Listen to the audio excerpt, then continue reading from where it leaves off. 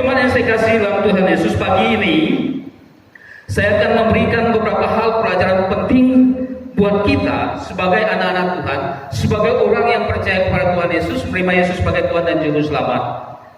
Yang pertama, dalam kisah yang sudah kita baca ini, yang pertama mengajarkan kepada kita bahwa di dalam dunia nyata kita ada kelas sosial atau golongan sosial. Pada ayat yang ke-19 sampai ayat yang ke-21 dikatakan di sana, ada seorang kaya yang selalu berpakaian jubah ungu dan kain halus, dan setiap hari ia bersukaria dalam kemewahan. Saudara, dalam kehidupan kita sehari-hari, di lingkungan kita, di tetangga kita, juga kita melihat ada orang kaya, ada orang yang hebat, ada orang pendidikan tinggi. Namun juga dikatakan pada ayat yang ke-20, dan ada seorang pengemis bernama Lazarus, badannya penuh dengan borok, berbaring dekat pintu rumah orang kaya itu. Dan kita juga menemukan dalam hidup kita sehari-hari banyak pengemis, minta-minta dari rumah ke rumah. Tetapi pengemis yang kita lihat Lazarus ini, dia sengaja, bukan sengaja, tetapi dia tidak bisa berbuat apa-apa, tidak bisa kemana-mana karena badannya penuh dengan borok. Dia hanya berbaring lemah terkulai di depan rumah orang kaya, minta. Tetapi tidak pernah orang kaya itu memberikan. Tetapi justru dia, Lazarus, makan dari remah-remah yang jatuh dari meja orang kaya tersebut. Ini mengisyaratkan kepada kita bahwa ada golongan di dunia ini. Ada tingkatan golongan ekonomi tinggi, ekonomi lemah, ekonomi menengah, dan ekonomi lemah.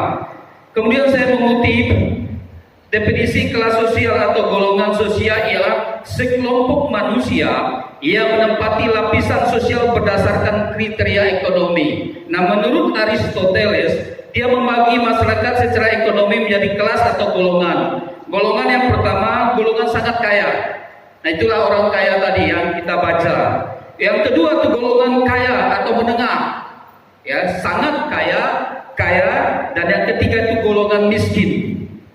Itu pembagian golongan berdasarkan kriteria ekonomi menurut Aristoteles. Kemudian dalam masyarakat Eropa itu dikenal dengan 4 kelas. Nah, kelas yang pertama disebut dengan kelas puncak atau top kelas. Itu konglomerat, lupa saya itu. Itulah dia. Agak susah mulut saya nyebutnya. Ya, itu top kelas namanya. Kemudian kelas menengah yang berpendidikan, academic middle class. Kemudian yang kedua itu kelas menengah ekonomi atau economic middle class. Kemudian yang ketiga kelas pekerja, workman, dan yang keempat itu kelas bawah, underdog class. Itu di Eropa. Nah, orang kaya itu pada kelas puncak atau top kelas, sedangkan Lazarus itu underdog class atau kelas bawah. Demikian juga dalam hidup kita sehari-hari kita melihat ada tingkatan-tingkatannya. Kemudian kita berbicara, kita bertanya kepada diri kita sendiri, saya kan sudah percaya kepada Tuhan Yesus, tetapi mengapa hidup saya seperti ini? Mengapa saya tidak menjadi orang kaya, tidak menjadi kelas puncak atau top kelas? Saudara, saya mau katakan bahwa berkat itu, berkat Tuhan berikan itu ada 2 berkat, berkat umum dan berkat khusus. Berkat umum itu kekayaan, pendidikan, jabatan, itu diberikan kepada semua orang tanpa kecuali, tanpa pandang agama apapun. Yang di luar Kristen juga banyak kaya, banyak kelas puncak atau top kelas. Bahkan juga ada yang miskin sama seperti Lazarus. Orang yang percaya kepada Tuhan, orang Kristen pun banyak. Yang kaya juga banyak, yang punya pendidikan tinggi juga banyak, yang juga punya pendidikan rendah juga ada. Bahkan yang miskin juga ada. Itu karena mengapa? Karena berkat umum Tuhan berikan kepada semua orang tanpa pandang agama, pandang suku, pandang kedudukan, atau bukan pandang suku, agama, bahasa, dan lain-lain. Tuhan berikan itu disebut berkat umum. Sama seperti Tuhan memberikan hujan pagi hari ini. Itu Tuhan berikan kepada semua manusia, semua agama, semua suku. Tetapi ada satu berkat khusus yang tidak diberikan oleh Allah kepada setiap orang. Apakah itu? Itu disebut dengan berkat keselamatan. Berkat keselamatan masuk di dalam tempat perhentian yang kekal, atau Firdaus, tempat orang-orang yang percaya, yang sudah diselamatkan itu dikumpulkan dalam Firdaus. Itu diberikan kepada orang yang menerima Yesus sebagai Tuhan dan Juru Selamat. Itu berkat khusus. Tidak semua manusia dapat berkat tersebut. Oleh sebab itu Bapak Ibu yang saya kasih dalam Tuhan Yesus, pelajaran penting apa yang kita ambil dari pembacaan ini? Yang pertama, sementara kita hidup, jangan sombong. Jangan seperti orang kaya. Tidak peduli sama sekali orang sudah berbaring di depan rumah. Setiap hari dia melewati pintu itu, dia abaikan untuk berbuat kasih kepada miskin, kepada Lazarus ini. Sampai-sampai Lazarus itu makan dari remah-remah yang jatuh dari mejanya, sisa-sisa. Tetapi tidak sampai dia karena direbut oleh anjing duluan. Dia tidak peduli sama sekali dengan orang. Karena statusnya masyarakat, karena status Lazarusnya penyakitan dan miskin, jadi dia tidak peduli. Saudara, saya mau katakan, sementara kita masih hidup, jangan sombong. Amin. Kita harus peduli dengan orang lain. Siapapun dia, agama apapun dia, suku apapun dia, ketika dia susah, wajib kita tolong. Amin. Waktu lebaran kemarin saya dengan istri bertamu ke rumah tetangga. Mbak kami masuk, tidak ada suaminya. Dia polisi kehutanan. Bu, mana bapak? Lagi sakit pak. 4 hari tidak keluar angin, tidak bisa keluar angin ya, alias kentut. Itu tersiksa dia. Bu, karena saya dengar berita ada orang yang sampai 4 hari itu meninggal karena penyakit tidak keluar, tidak bisa BAB juga. Bu, tidak rumah sakit kan? Masih nunggu paman pak, dia masih lebaran, mobilnya mereka masih kunjungan. Bu, saya antar, saya bilang. Istri saya bilang antar. Bapak mau antar nggak pak? Mau, saya bilang gitu. Ayo bu, kami langsung pulang. Ya pak, kami siapkan. Pergi ke rumah sakit, apa yang di Pontianak? Mitra Medika. Kami tidak tahu tutup. Promedika tutup. Maaf pak, tutup. Waduh, saya bilang gitu. Pak, kemana lagi pak? Terserah pak, dia biasa kemana berobat. Istrinya bilang, kita ke rumah sakit Antonius ya pak. Oke, saya putar ke Antonius. Sampai sana istrinya gemetar, nggak bisa nulis pak. Tolong pak, bapak jangan nulis mewakili. Karena kan prosedurnya COVID ini kan banyak sekali. Ditanya ada tetangga kena COVID nggak? Nggak ada seperti itu. Tolong ini duluan, jangan tanya macam-macam. Saya suruh menulis mengisi formulir dan sebagainya. Kemudian yang boleh masuk hanya berdua, saya dengan istrinya. Sudah dirawat, sudah dimasuk infus, tidak lama langsung keluar angin. Pak Ilya, Pak Pendeta, alhamdulillah, sudah kentut aku nih. Luar biasa, kentut saja, keluar angin saja itu sudah, puji Tuhan, alhamdulillah. Saudara, siapapun dia, sementara kita masih Tuhan percayakan untuk hidup, marilah kita tolong orang. Amin. Menolong orang, siapapun, tetangga, agama apapun, suku apapun. Jangan sama seperti orang kaya ini. Setelah dia masuk dalam siksaan kubur, baru dia sadar. Dia mau bertobat, tidak bisa. Dia sadar 180 derajat loh sadarnya. Nanti kita lihat, dia ingat saudaranya masih hidup. Tetapi apakah bisa berbuat? Tidak bisa. Sudah terlambat. Terlambat sudah. Kau datang padaku. Kalau bisa begitu Abraham nyanyi, pasti dia menyanyikan seperti itu kepada orang kaya itu kan.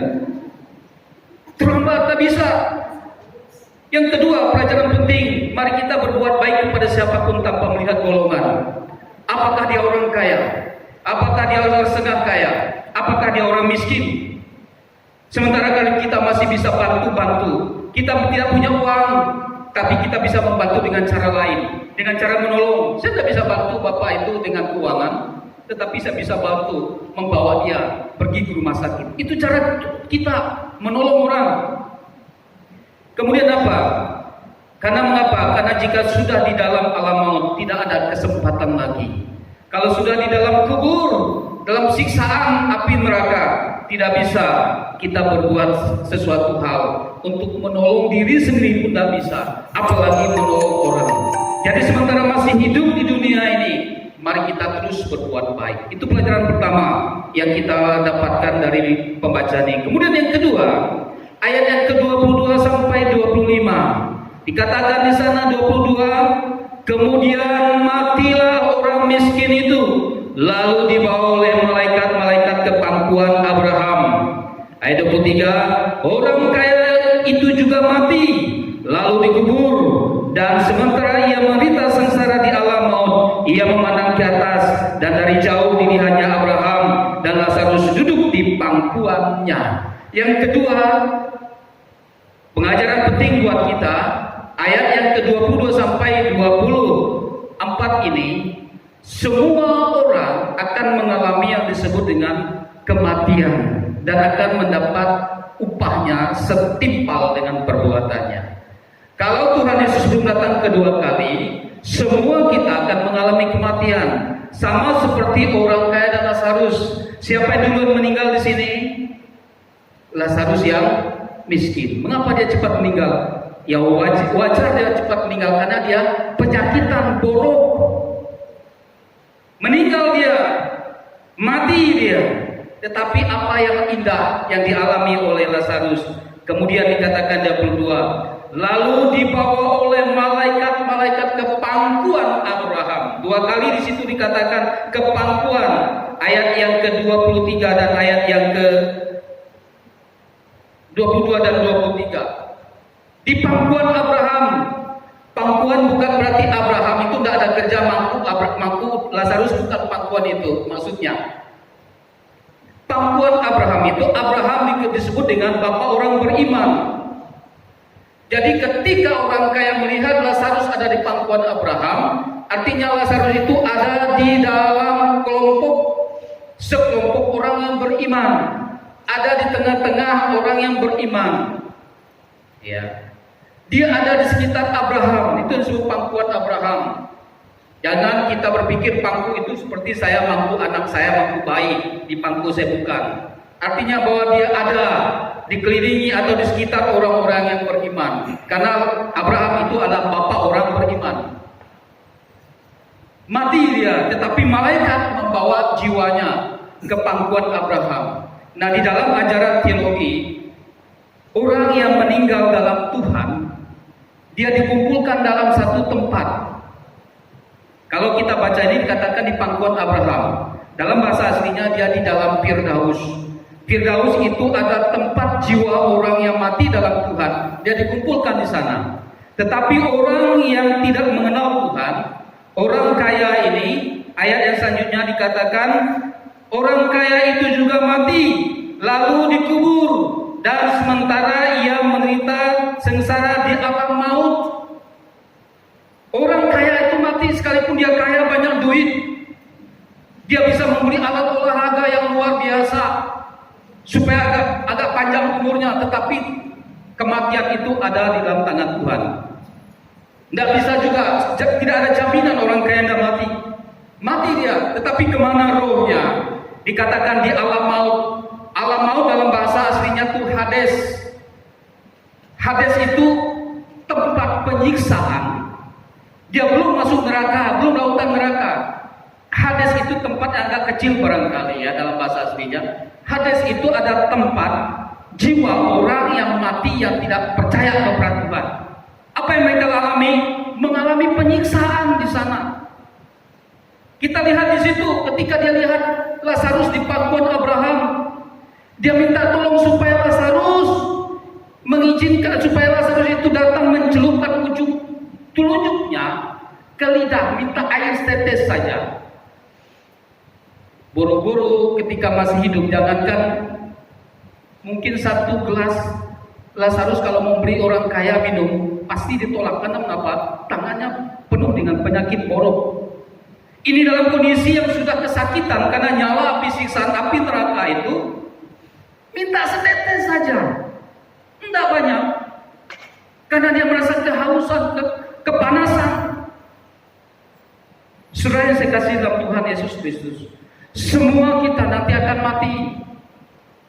Tetapi satu hal yang menjadi perenungan kita, pertanyaan kita, yakinkah kalau saya mati masuk surga? Bapak Ibu yakin kalau mati masuk surga? Yakin. Yakin? Yakin. Harus yakin, imani. Amin. Setiap orang yang percaya kepada Yesus Kristus sebagai Tuhan dan Juru Selamat, Amin. dia akan masuk surga. Amin. Amin. Dan keselamatan tidak ada dalam siapapun juga. Sebab di bawah golongan ini tidak ada nama lain yang diberikan kepada manusia yang olehnya kita dapat selamatkan. Kisah Rasul 4 ayat yang ke-12. Hanya ada dalam Yesus Kristus keselamatan itu. Akulah jalan dan kebenaran dan hidup. Tidak ada seorang datang kepada Bapa kalau tidak melalui aku, kata Yesus Kristus. Oleh sebab itu Bapak Ibu yang saya kasih dalam Tuhan Yesus, penting untuk kita renungkan. Kita harus melakukan hal-hal yang positif, hal-hal yang baik, dan kasih kepada siapapun. Karena mengapa? Kalau sudah di dalam api siksaan, dalam kubur, dalam penyiksaan, di dalam Hades nanti, tidak bisa kita mengubahnya. Sekalipun kita berteriak minta tolong, tidak akan digubris, tidak akan dipenuhi permintaan tersebut. Itu yang dialami oleh orang kaya, dan juga dialami Lazarus. Dia mendapatkan tempat yang kekal bersama Tuhan. Jadi Firdaus, tempat orang yang meninggal dalam Tuhan, dikumpulkan di Firdaus. Hades, tempat orang yang tidak percaya kepada Tuhan, di Hades, di penyiksaan. Nanti ketika Yesus datang kedua kali, ada penghakiman. Nah, penghakiman itu bagi orang yang percaya, orang yang ada di Firdaus itu penghakiman, bukan dihakimi untuk masuk neraka atau masuk surga, bukan. Penghakiman itu diberikan, kita akan dihakimi untuk diberikan mahkota. Ya, ada 5 mahkota yang diberikan kepada orang-orang percaya. Ada yang tidak dapat mahkota tetapi masuk surga, tetapi ada dapat 1, ada dapat 2, ada 3. Kalau perlu 5 mahkota itu kita ambil semuanya. Dan yang di Hades itu akan dihakimi. Mereka akan dihakimi bukan untuk masuk surga, tetapi dihakimi sesuai dengan perbuatannya dan akan dibuang, dicampakkan ke dalam lautan api neraka jahanam. Dibuang dalam lautan api, lautan tempat yang luar biasa luasnya. Itu orang-orang yang ada di Hades. Bapak Ibu yang saya kasih dalam Tuhan Yesus Kristus, menjadi perenungan buat kita. Kita harus sadar bahwa suatu saat kita akan mengalami kematian. Itu yang harus kita sadari. Dan oleh sebab itu, sementara kita masih hidup, mari kita tetap beriman kepada Tuhan. Percaya sungguh-sungguh kepada Tuhan. Jangan tinggalkan Tuhan. Jangan menolak Tuhan apapun kondisi yang kita alami. Apakah kita dalam kondisi sakit? Apakah kita dalam kondisi kekurangan, kondisi yang tidak baik sekalipun, jangan tinggalkan Tuhan. Kita harus tetap mengasihi Tuhan, percaya kepada Tuhan. Amin. Kemudian kematian tidak melihat status atau golongan. Siapapun kita, bahkan orang kaya, ya, golongan terkaya, top kelas, bahkan sampai yang bawah miskin juga akan mengalami kematian. Dan kematian datang tanpa kita ketahui. Kita tidak tahu kapan kita dipanggil Tuhan. Apakah besok, lusa, apakah tahun depan, hanya tinggal berapa minggu, 4 minggu, kita sudah masuk di tahun 2021. Kita tidak tahu, karena kematian itu ada dalam kekuasaan tangan Tuhan. Kemudian yang ketiga, ayat yang ke-26. Yang ketiga, saya bacakan buat kita ayat 26. Selain daripada itu, di antara kami dan engkau terbentang jurang yang tak terseberangi, supaya mereka yang mau pergi dari sini kepadamu, ataupun mereka yang mau datang dari situ kepada kami, tidak dapat menyeberangi. Saudara, yang ketiga ini pelajaran penting, bahwa ada jurang pemisah yang tidak terseberangi. Antara Firdaus dan Hades itu ada jurang pemisah. Dikatakan dari kalian tidak bisa datang kepada kami pun tidak bisa datang kepada kalian di sana. Ada satu jurang pemisah. Saudara yang saya kasih dalam Tuhan Yesus, sekalipun orang kaya ini merengek-rengek, dia sadar-sadarnya ketika sudah di dalam siksaan neraka, siksaan alam kubur, tidak bisa merubah situasi hidupnya. Sekalipun mungkin dia bertobat, tidak akan bisa merubah kondisinya. Tidak akan dia bisa loncat ke neraka sekalipun dia bertobat di api neraka atau bertobat di dalam kubur, tidak ada. Tetap itu permanen upahnya, permanen hukumannya. Sampai kapan hukumannya di api neraka? Sampai kapan kira-kira? Sampai kapan? Kekal. Selama-lamanya. Di dalam ajaran kekristenan tidak ada istilah sementara. Tidak ada. Selama-lamanya. Tetapi masuk surga harus sampai kapan? Selama-lamanya. Bapak Ibu yang saya kasih dalam Tuhan, tidak bisa berubah. Karena mengapa? Ada jurang yang dalam dan tidak bisa terseberangi. Tidak bisa. Sekalipun dia ini menyesal, dia bertobat barangkali, tetap saja tidak akan merubah kondisinya untuk bisa masuk ke tempat yang kekal atau firdaus itu. Tetap saja dia di Hades. Karena ada jurang pemisah. Kemudian yang keempat, pelajaran penting apa yang kita lihat situ? Kita baca ayat 27 dan 28. Mari kita baca bersama-sama. 1, 2, 3. Kata orang itu, kalau demikian, aku minta kepadamu, Bapa, supaya engkau menyuruh dia ke rumah ayahku, sebab masih ada 5 orang saudaraku, supaya ia memperingati mereka dengan sungguh-sungguh, agar mereka jangan masuk kelak ke dalam tempat penderitaan ini. Yang keempat, pelajaran penting buat kita yang keempat ini, saya menyimpulkan di sana, orang hidup tidak bisa berkomunikasi dengan orang mati. Orang yang sudah mati tidak bisa berkomunikasi dengan orang yang hidup. Orang yang sudah mati tidak bisa memberkati orang yang hidup. Amin. Amin.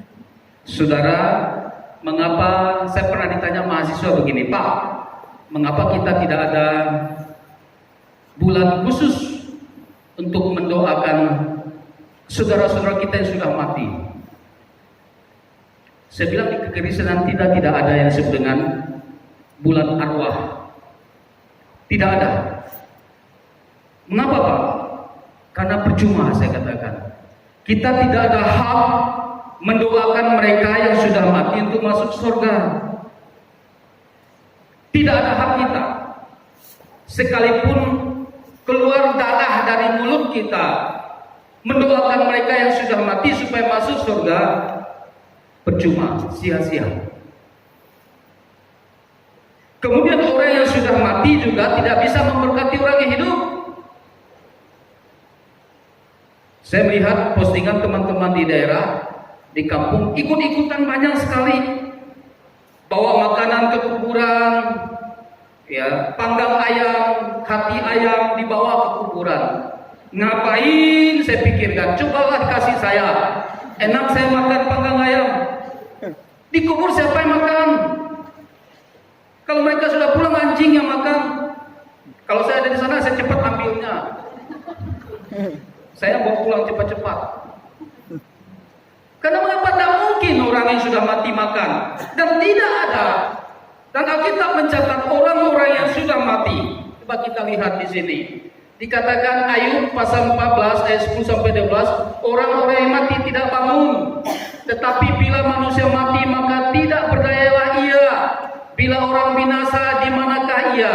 Seperti air menguap dari dalam tasik dan sungai surut dan menjadi kering. Demikian juga manusia berbaring dan tidak bangkit lagi sampai langit hilang lenyap. Mereka tidak terjaga dan tidak bangun dari tidurnya.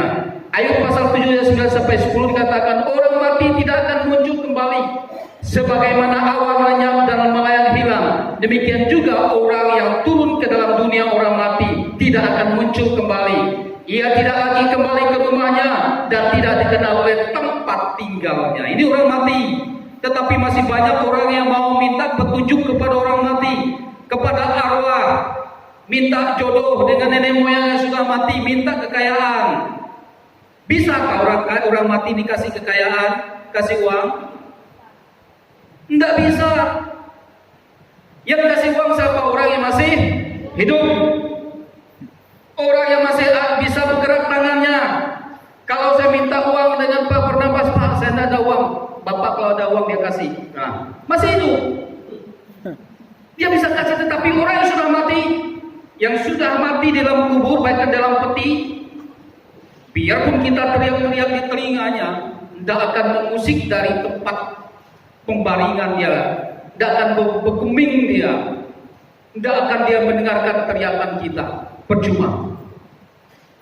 Ini juga yang dialami oleh orang kaya itu. Dia minta kepada Abraham supaya Lazarus itu pergi ke rumahnya, karena di dalam rumahnya itu ada 5 orang dikatakan.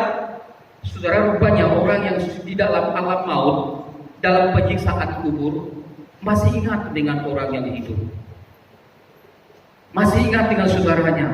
Dikatakan jangan sampai mereka itu memperingatkan mereka agar jangan mereka kelak ke dalam tempat penderitaan ini. Rupanya masih ingat dia, punya belas kasihan, tetapi mereka tidak berdaya. Kemudian saya membayangkan begini Bapak Ibu, seandainya nanti ketika kita mati, keluarga kita semua meninggal, kita semua satu keluarga meninggal. Contoh, saya percaya kepada Tuhan, tapi anak saya tidak pernah ajarkan untuk menerima Yesus sebagai Tuhan dan Juru Selamat. Jadi ketika dia mati, saya masuk Firdaus, anak saya di Hades. Langsung saya lihat, Pak, tolong aku Pak, aku sakit, minta tolong air Pak. Sedih tak kira-kira? Sedih. Bisakah saya turun? Oh tunggu ya, saya turun pakai payung, pakai parasut, pergi ke Hades. Tidak bisa. Tidak bisa. Oleh sebab itu sementara kita masih hidup, mari kita bawa keluarga kita semua percaya kepada Tuhan, supaya jangan ada protes nanti, supaya mereka yang di Hades jangan, Pak, Bapak dulu nak ngasih tahu saya bahwa Yesus sebagai Tuhan dan Juru Selamat. Bapak ditegas sekali membiarkan aku masuk neraka. Sedih nak kira-kira? Jangan sampai itu terjadi Bapak Ibu. Kita bawa keluarga kita bawa mereka masuk gereja, percaya kepada Tuhan Yesus, supaya jangan sampai mereka protes nanti kepada kita. Kalau kita enak-enak di surga, tidak tega melihatnya. Sama seperti orang kaya ini. Dia ingat lagi kepada saudaranya masih hidup, tolong, masih 5 saudaraku, jangan sampai mereka juga menderita sengsara seperti aku. Tetapi apa jawab Abraham? Tidak bisa anakku, tidak bisa. Sudah terlambat. Sudah terlambat, tidak bisa. Orang yang sudah mati tidak bisa kembali. Tidak bisa dia kembali lagi ke rumahnya. Tidak dikenal oleh tempat tinggalnya. Nah kemudian ada orang bertanya begini, Pak, orang yang sudah mati kadang-kadang bisa kembali lagi ke rumahnya Pak. Saya mendengar ada di dapur dia sedang masak Indomie. Terus di WC kedengaran dia pakai kayu mandi. Sepintas lihat seperti dia datang Pak. Saya mau katakan, itu bukan orang yang sudah mati. Itu bukan roh orang yang sudah mati. Alkitab sudah menjelaskan bahwa orang yang sudah mati tidak akan bisa kembali, bahkan dia tidak dikenal oleh tempatnya. Itu adalah perbuatan iblis. Setan itu yang bisa menyerupai apapun. Alkitab mengatakan bahwa iblis itu menyerupai malaikat terang, bisa berbentuk apapun, bahkan dia bisa membentuk dirinya, bisa masuk ke dalam raga manusia, bisa masuk kepada raga binatang. Itu yang terjadi ketika Adam dan Hawa ada di Taman Eden. Dia masuk dalam raga binatang ular. Itulah pekerjaan iblis, pekerjaan setan. Makanya orang di kampung itu biasa kasih tahu anaknya kalau sudah maghrib, jangan main petak umpet lagi, nanti kalian dibawa hantu. Memang betul. Banyak orang kampung dah sudah maghrib itu anak-anaknya dibawa oleh setan. Sekali ketemu di hutan, kepalanya penuh dengan ampas padi. Ditanya, ngapa tadi kau ke sini? Mama yang gendong aku, tapi kepala saya ke bawah. Saya lihat kayak muka mama. Itulah pekerjaan iblis, setan, hantu. Jangan bilang setan atau hantu, tidak ada. Yesus Kristus juga bilang, hantu itu tidak punya daging dan tidak punya tulang. Ketika dia sedang berjalan di atas air, murid-murid ketakutan, itu hantu. Apa kata Yesus? Rabalah aku. Aku bukan hantu. Hantu tidak punya daging dan tidak punya tulang. Artinya hantu itu bentuknya roh. Itu roh yang masuk menyerupai raga orang yang mati, seperti dia sedang masak Indomie. Bisa ke orang mati makan Indomie, Pak? Tidak bisa. Sampai udah upanan di depan ini, kepala aku belum pernah melihat orang yang mati makan Indomie.